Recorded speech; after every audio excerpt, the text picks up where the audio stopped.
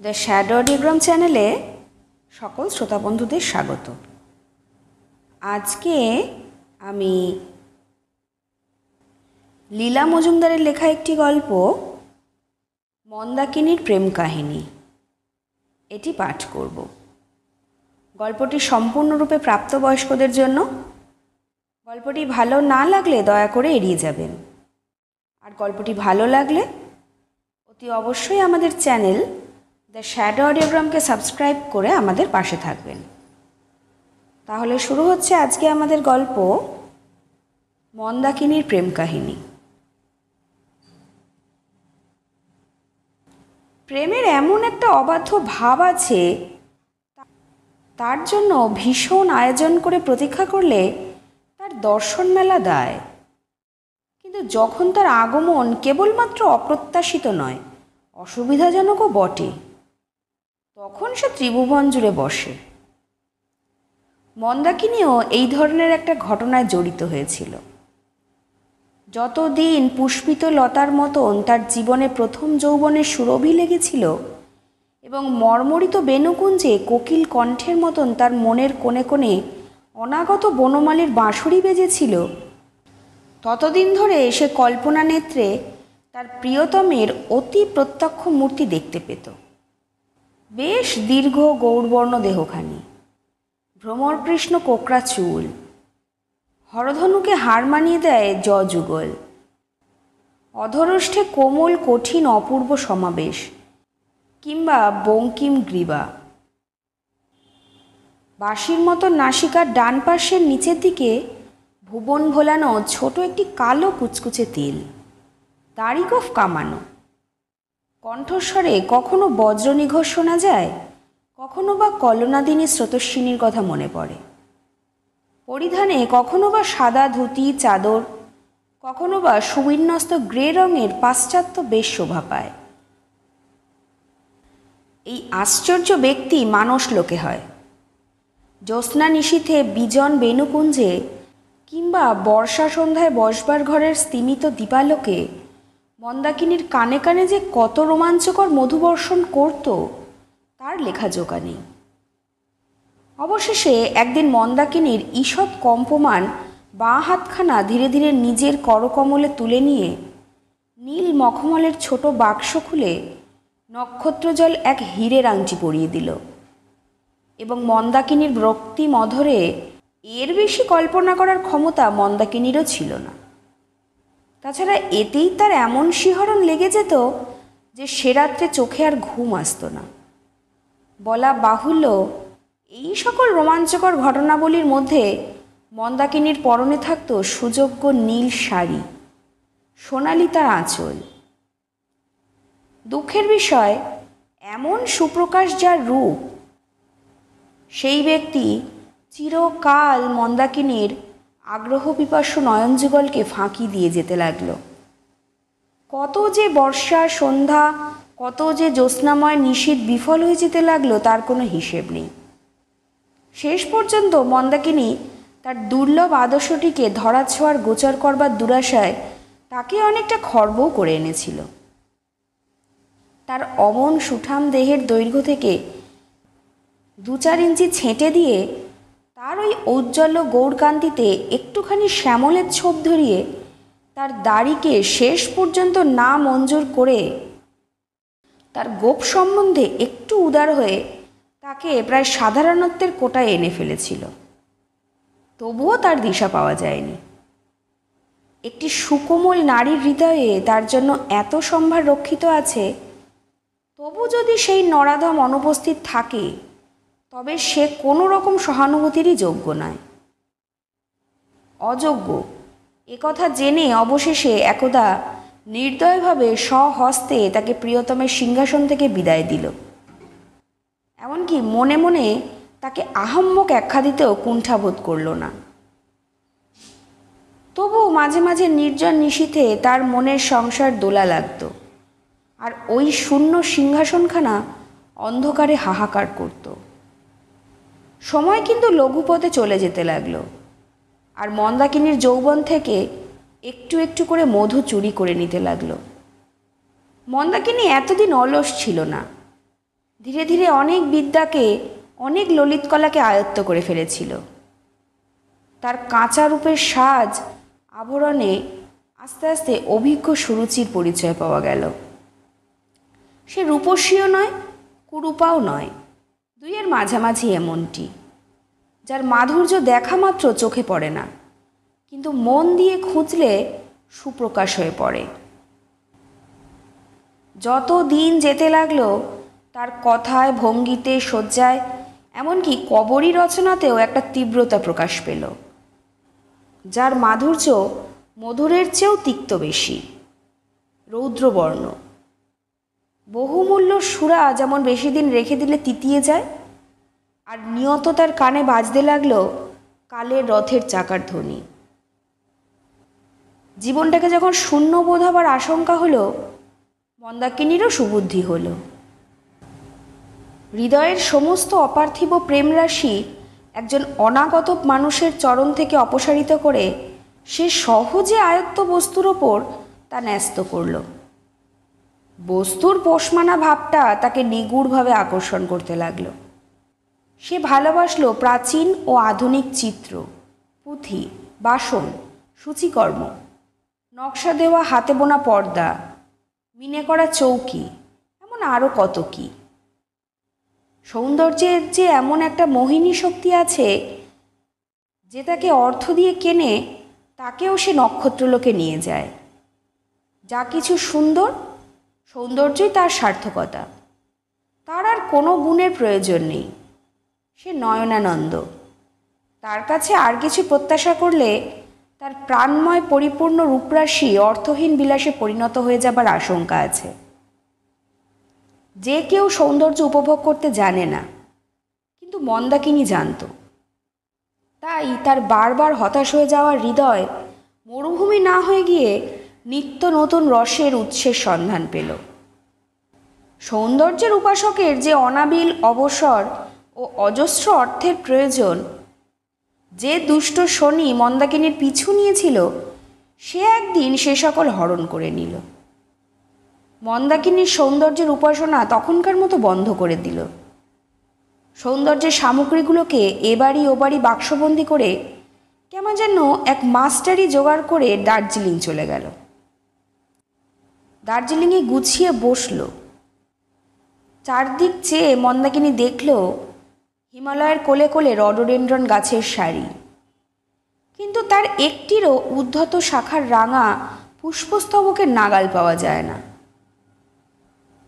পাহাড়ের কানা ধরে একটির পর একটি ঝাউ গাছের শ্রেণী, কিন্তু তাদের দীর্ঘ শীর্ণ ছায়াগুলি অগম্য রাজ্যের নিচের উপত্যকায় সাদা মেঘ জমেছে।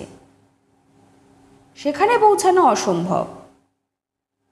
একদিক রোদে স্নান করছে, সেদিকে চাইলে মন গলে জল হয়ে যায়। অন্যদিক কুয়াশাচ্ছন্ন, সেদিকে চাইলে মন জমে বরফ হয়ে যায়। কিন্তু এই সৌন্দর্য নৈব্যক্তিক।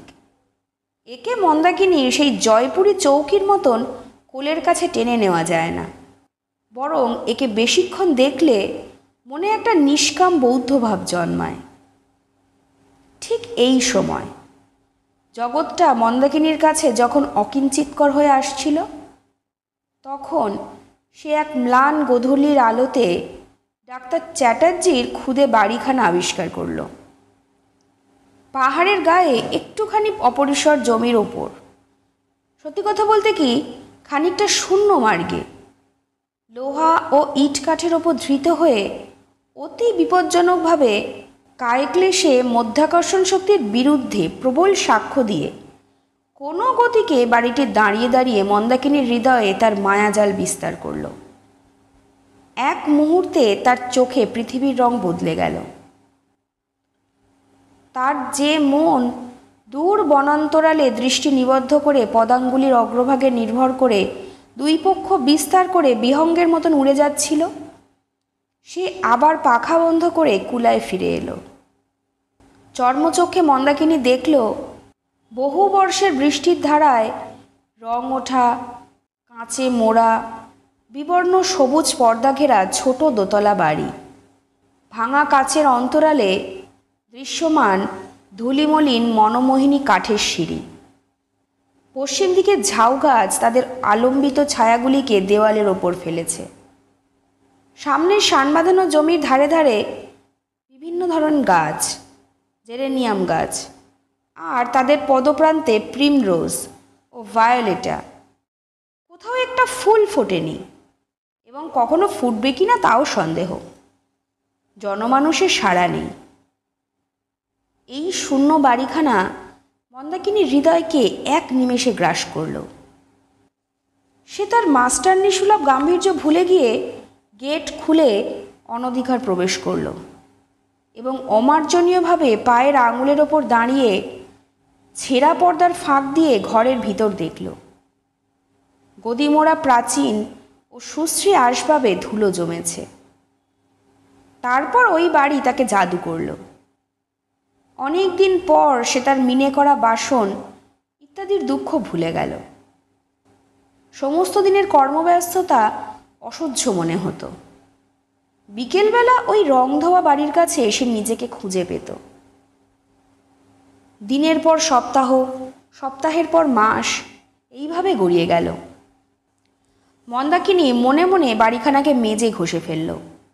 পুরনো সবুজ পর্দাগুলি ধোপার বাড়ি পাঠিয়ে ঘরে নতুন গোলাপি রঙের পর্দা লাগালো। প্রাচীন আসবাবের ধুলো মুছল। বাগানটি সংস্কার করে অনেক যত্নে সেখানে ফুল ফোটালো। এমনকি কালো চীনেমাটির চ্যাপ্টা ফুলদানিতে ফুল সাজালো। হঠাৎ একদিন মন্দাকিনীর মনে মনে একটা বেহিসাবি কাজ করে ফেলল। মন গড়া অপরূপ এক দাঁড় করানো বিজলিবাতি কিনে ফেলল। কোথায় তাকে মানাবে এটা ভেবে মনে বড় অশান্তি অনুভব করল। মন স্থির করবার জন্য বিকেলবেলায় সেখানে গিয়ে গেট খুলে ঢুকেই পটের পুতুলের মতো থমকে দাঁড়ালো।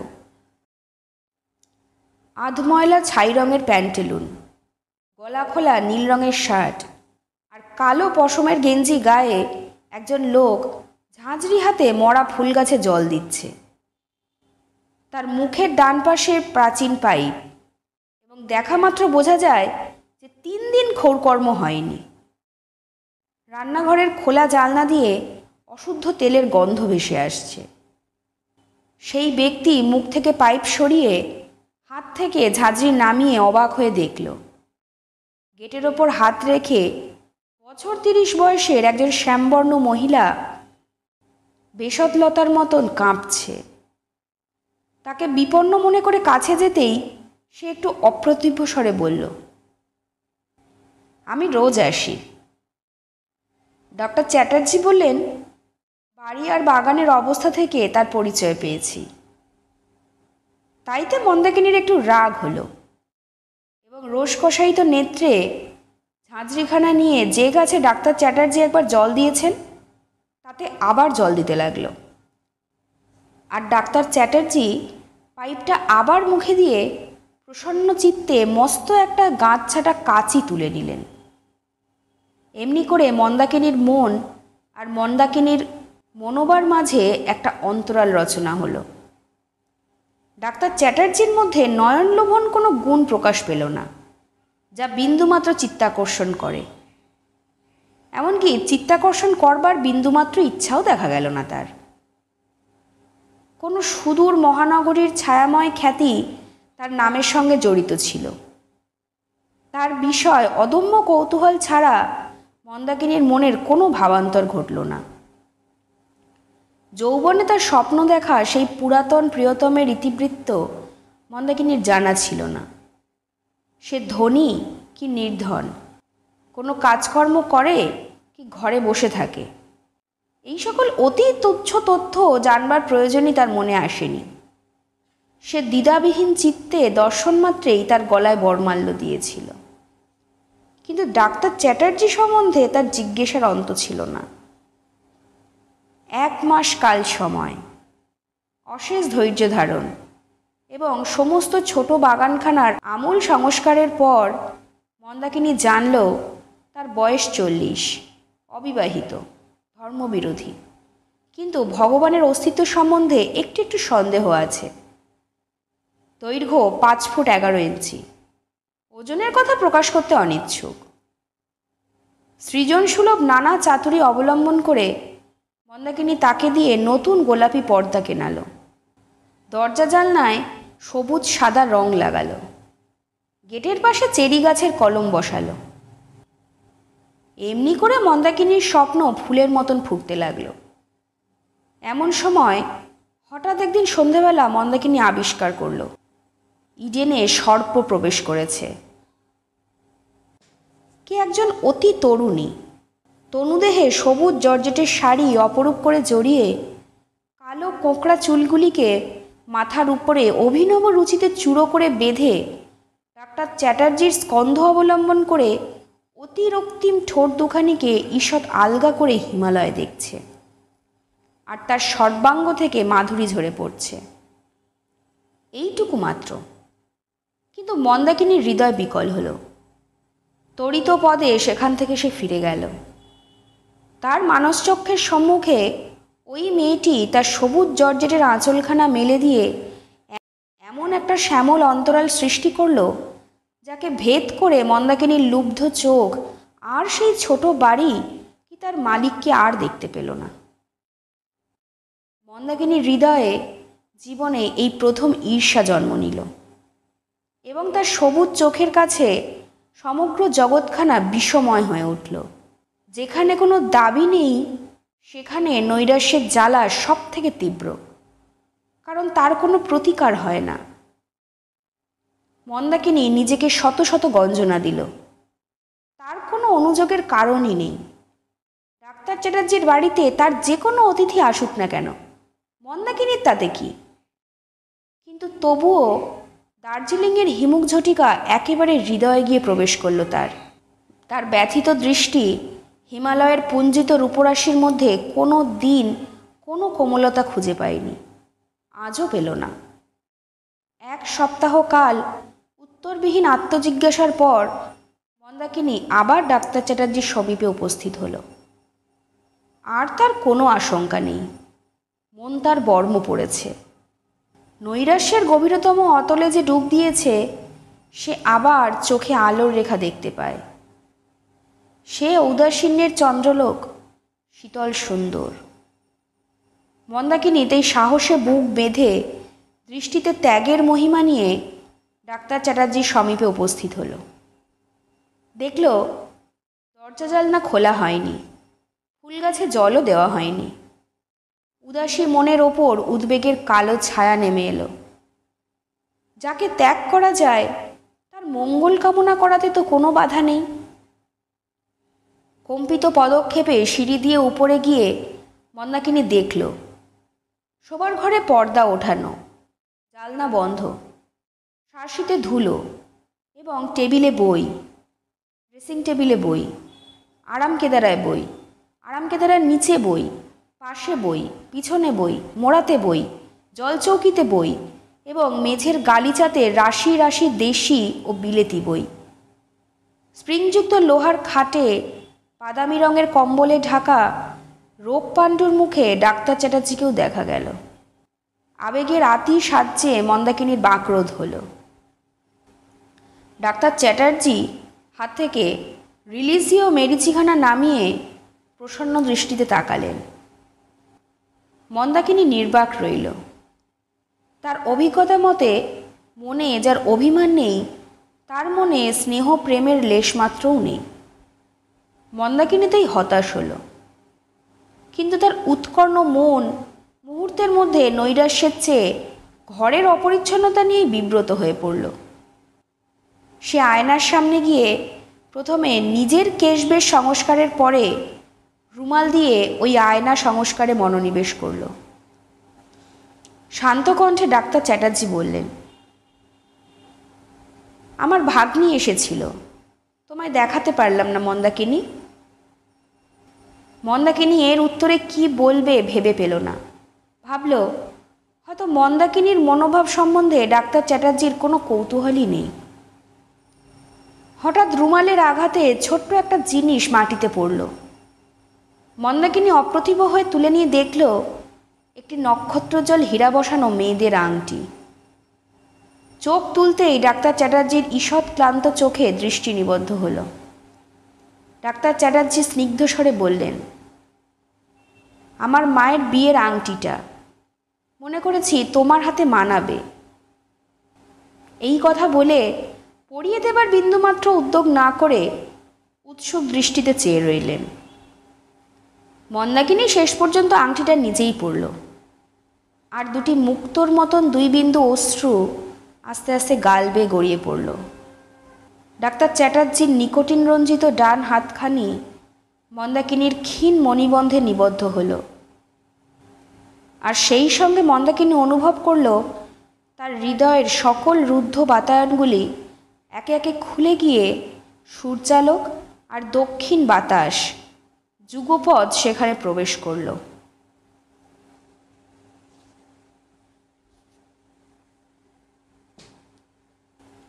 শুনছিলেন লীলা মজুমদারের লেখা গল্প মন্দাকিনীর প্রেম কাহিনী। গল্পটি ভালো লাগলে অতি অবশ্যই আমাদের চ্যানেল দ্য শ্যাডো অডিওগ্রামকে সাবস্ক্রাইব করে আমাদের পাশে থাকবেন। আপনাদের জানা কোনো গল্প বা অভিজ্ঞতার কথা ডেসক্রিপশন বক্সে থাকা মেল আইডিতে পাঠাতে পারেন। আমরা সেই গল্প পাঠ করব আমাদের চ্যানেলে। সুস্থ থাকবেন, ভালো থাকবেন। নমস্কার।